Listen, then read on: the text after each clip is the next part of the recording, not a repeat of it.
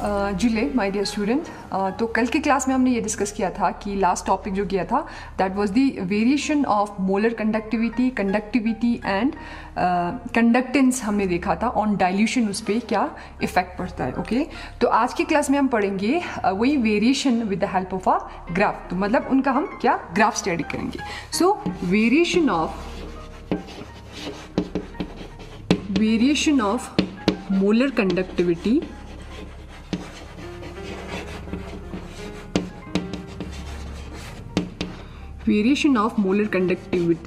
with concentration। Okay यानी कि on dilution molar conductivity पे क्या इफेक्ट पड़ता है वो हमें देखना है with the help of a graph. Okay so will discuss for both strong and weak electrolyte के केस में, दोनों के केस में हमें क्या देखना है, ऑन डाइल्यूशन क्या फर्क पड़ता है। सो फर्स्ट हम लेते हैं first case for strong electrolyte.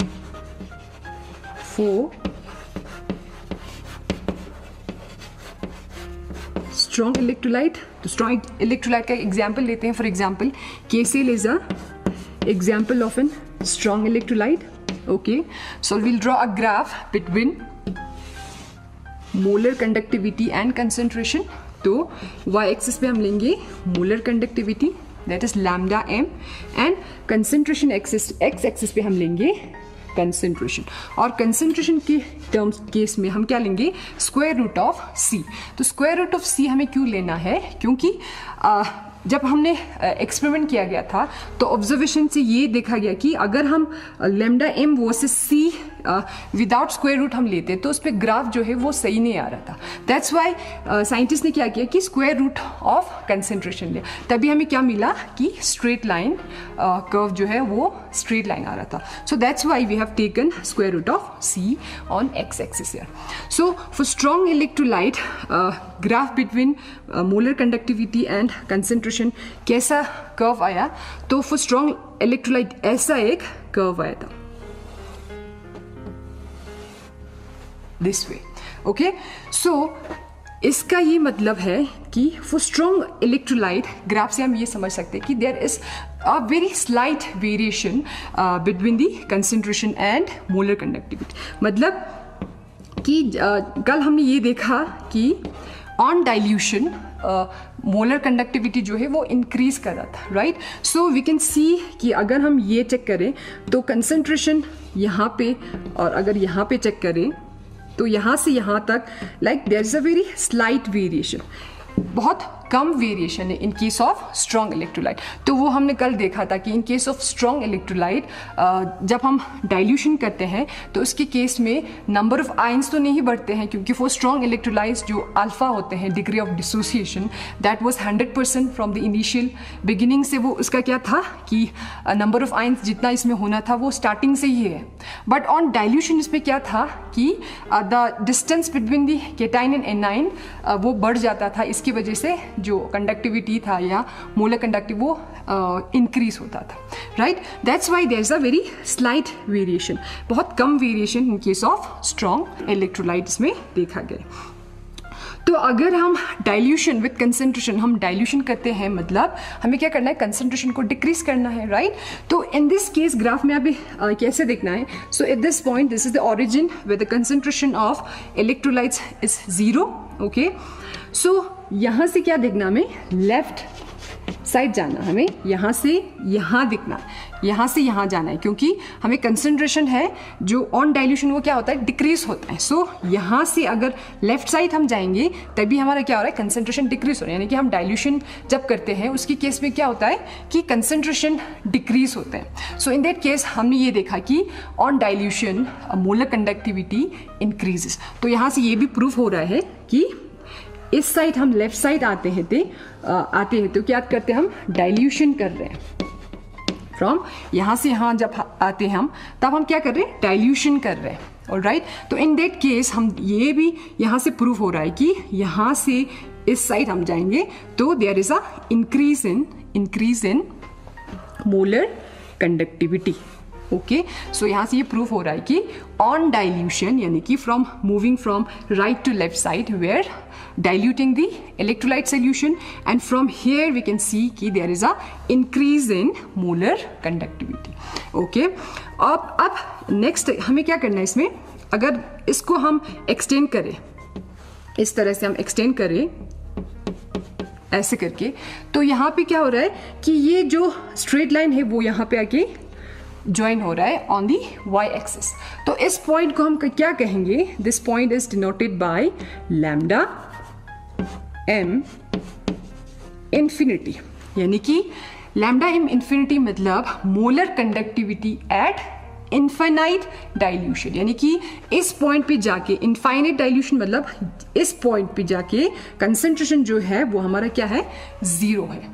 तो in that case this point is denoted by lambda m infinity, या हमें इसको ये भी कहा जाता है lambda m infinity is molar conductivity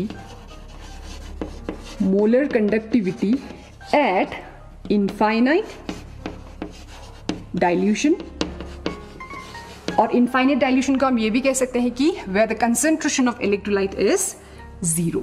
okay, यानी कि concentration of electrolyte is equal to 0. Okay, और ये भी कहा जा सकते हैं हम कि लैम्डा m इंफिनिटी को limiting molar conductivity, limiting molar conductivity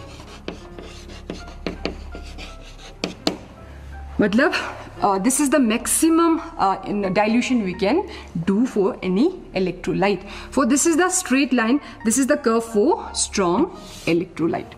Okay, so since this is a straight line, we can compare this with a straight line equation. तो example हम compare करें this, comparing this with the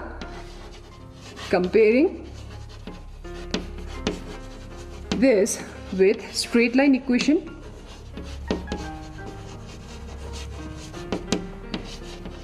straight line equation से हम compare करें तो straight line equation होता है क्या, y is equal to mx plus c.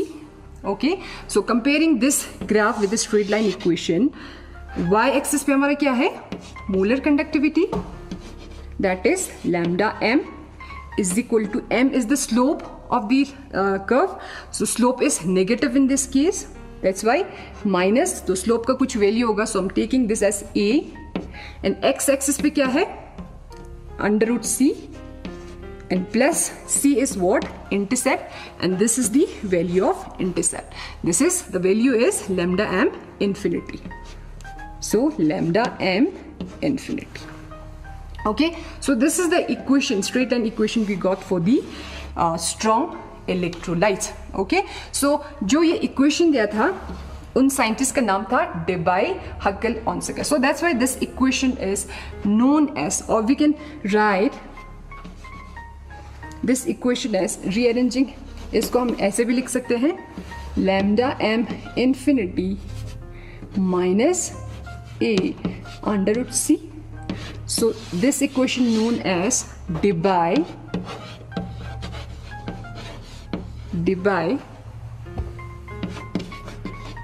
हक्केल Onsager equation. तो इस इक्वेशन को जिस साइंटिस्ट ने दिया था उनका नाम था Debye Huckel Onsager. That's why this equation is known as Debye Huckel Onsager equation. Okay, so second case हम लेंगे for weak electrolytes, that is case second. Case 2 हम लेंगे फॉर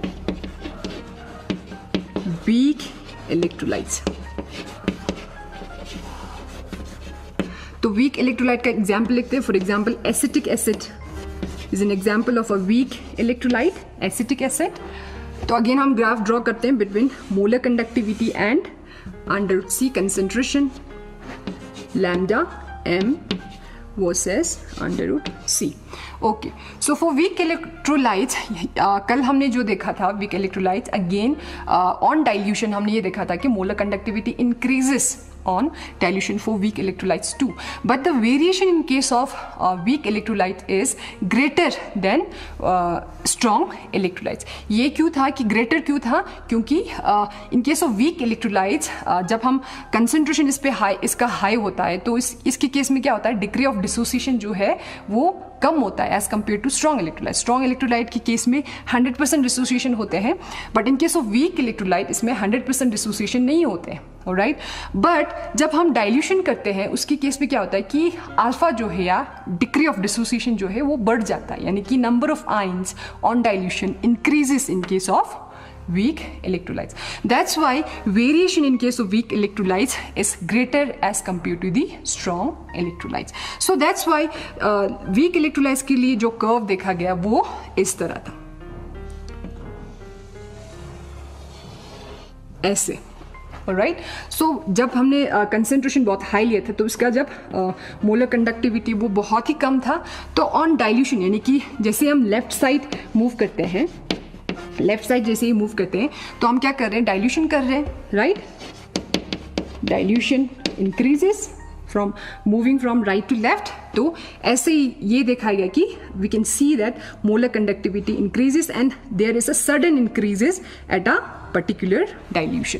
तो एक जैसे हमने डाइल्यूशन किया तो इसमें क्या था कि मोलर कंडक्टिविटी का जो वैल्यू था वो बहुत ज़्यादा इंक्रीज कर रहा था एज कम्पेयर टू जो हमने स्ट्रॉन्ग में देखा था. स्ट्रॉन्ग में जो था, स्ट्रॉन्ग इलेक्ट्रोलाइट की केस में बहुत स्लाइट वेरिएशन था, बहुत कम वेरिएशन था, बट इसके केस में बहुत ज़्यादा वेरिएशन. तो इसका रीज़न यही था कि on dilution in case of weak electrolytes number of ions increases, that's why molar conductivity increases.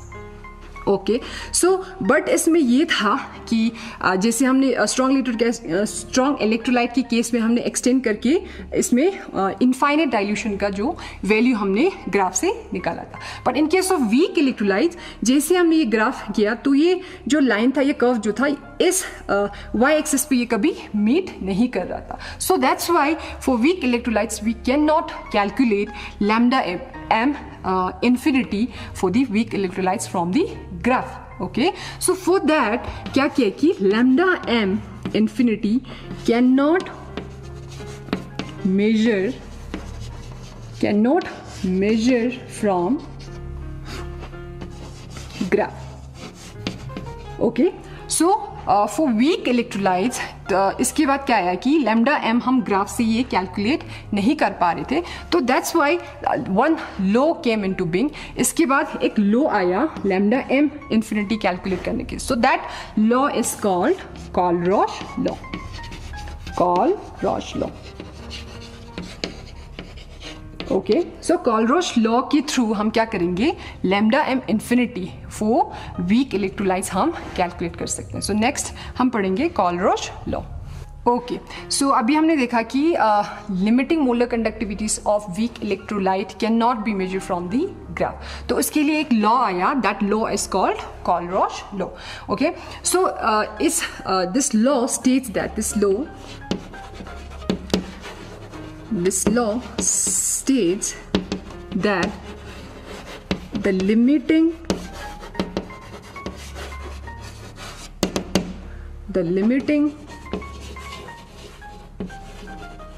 molar conductivity of any electrolyte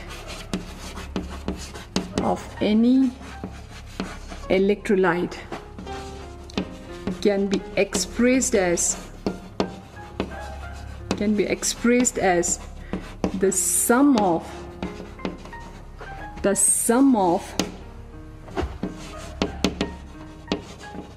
limiting ionic conductivities of cation and anion.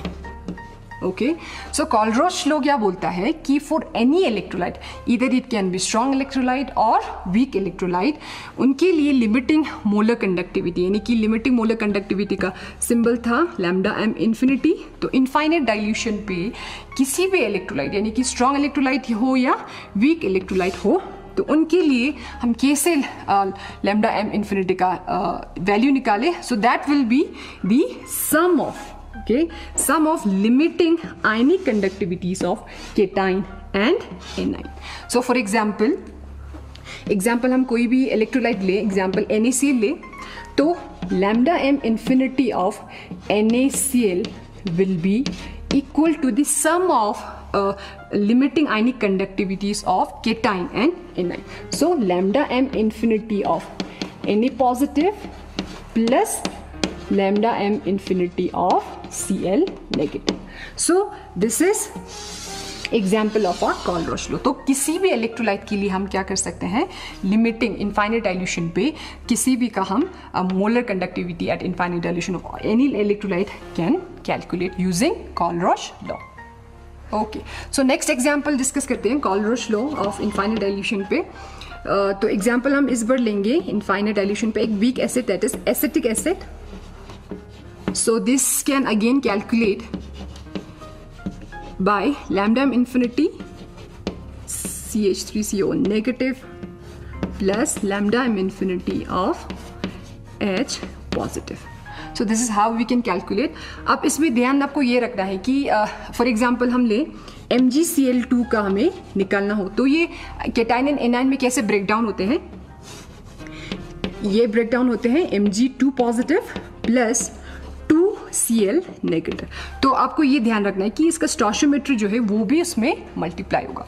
तो example इसमें अगर हम ये निकालें lambda m infinity of MgCl2 हमें निकालना हो तो that will be equal to lambda m infinity of cation that is Mg2 positive and plus अब एनाइन पे जो है यहाँ पे मल्टीप्लाई स्टोशियोमेट्रिक कोएफिशिएंट जो है 2 है तो हमें ये 2 मल्टीप्लाई यहाँ भी करना है. So 2 into lambda infinity of Cl negative. So आपको केटाइन एंड एनाइन में ब्रेक डाउन करना आना चाहिए. उसके बाद जो भी स्टोशियोमेट्रिक कोएफिशिएंट होगा वो भी लैम्डा इंफिनिटी के आगे मल्टीप्लाई होगा.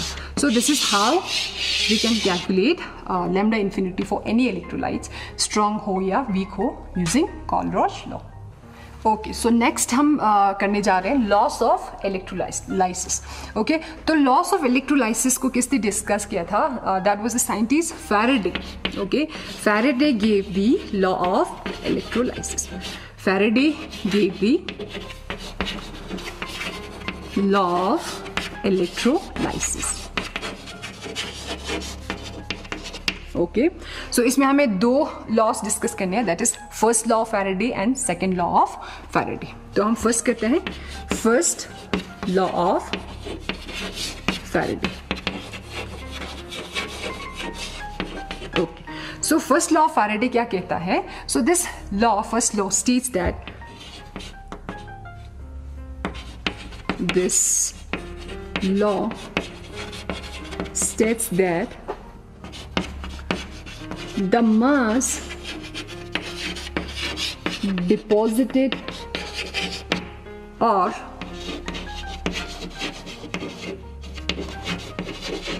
liberated is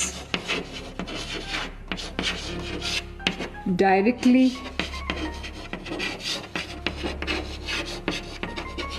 proportional to the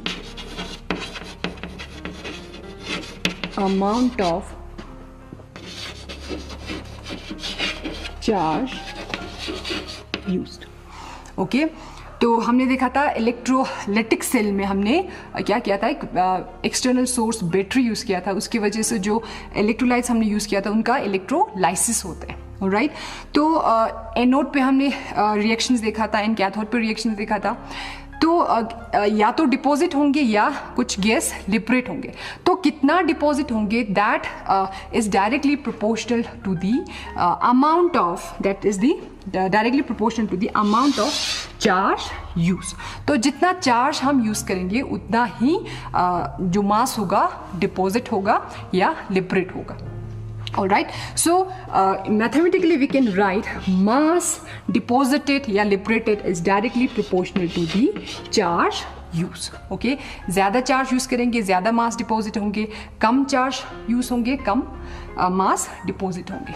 alright, so mass equal to proportional sign को हम हटाएंगे तो that is equal to Z and Q, and Z is what? Z is electrochemical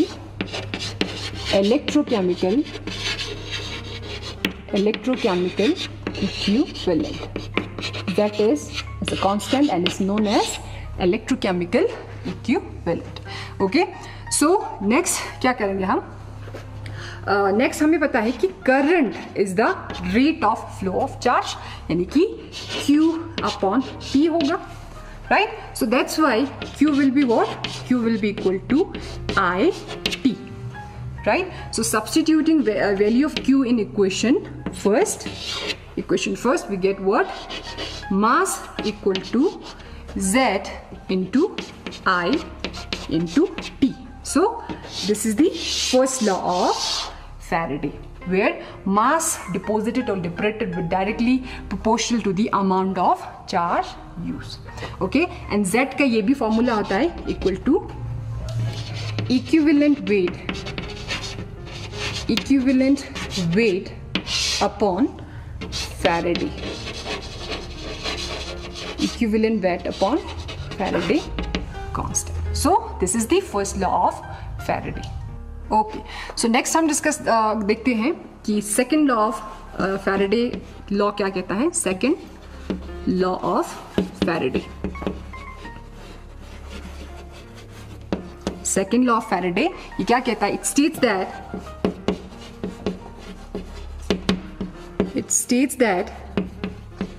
if same amount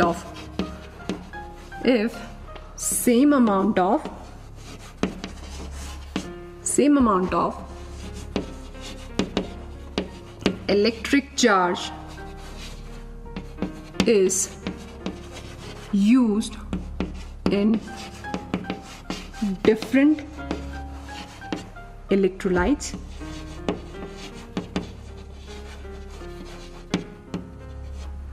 then the mass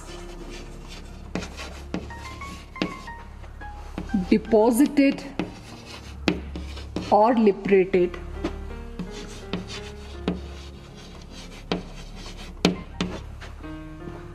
is equal to its equivalent weight.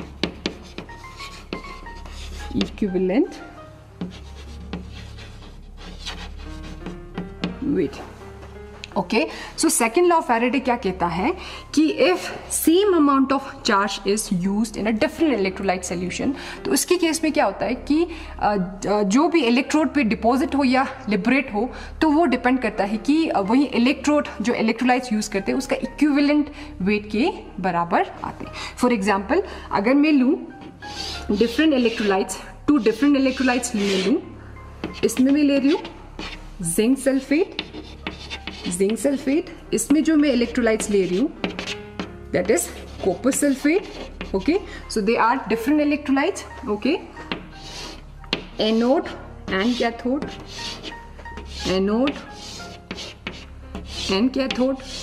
Okay, तो different electrolytes के लिए अगर मैं same amount of charge use करूँ, जैसे कि इन दोनों के लिए मैं क्या करूँ, सेम पावर का बैटरी में यूज करूँ. All right, so this is positive, this will be negative, and this will be positive again, and this is negative again. Okay, so इसके केस में क्या हो रहा है कि मैं क्या कर रही हूँ, same amount of battery to different electrolyte solution के लिए ले रही हूँ. तो इसके केस में क्या होगा, इन इलेक्ट्रोड्स पे जो मास डिपॉजिट होगा या लिबरेट होगा, in that case that is equal to the their equivalent weight. For example, इसके केस में mass of zinc deposited will be equal to Z into Q, और कॉपर के केस में क्या होगा, mass of copper deposit will be equal to ZQ. तो equivalent Z का क्या फॉर्मूला था, equivalent weight upon Faraday था, right? So mass of zinc equal to equivalent weight of equivalent weight of zinc upon Faraday into charge. तो charge दोनों के लिए मैं सेम यूज कर रही हूँ, both this Q will be same. वैसे ही इसके लिए क्या होगा, mass of equal to Z equivalent upon Faraday into Q। तो अगर इन दोनों को मैं डिवाइड करूं तो क्या मिलेगा मुझे, zinc upon copper will be equal to